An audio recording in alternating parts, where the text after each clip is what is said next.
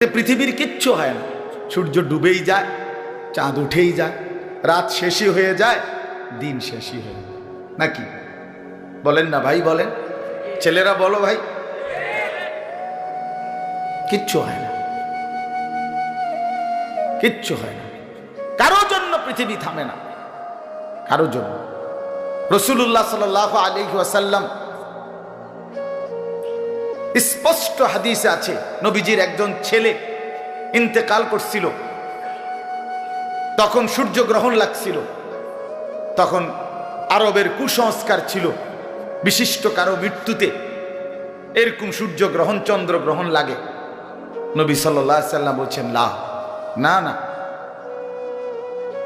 না না না, ইন্না শামসা ওয়াল কামারা লা ইয়াখসিফান লিমাউতি আহাদিন।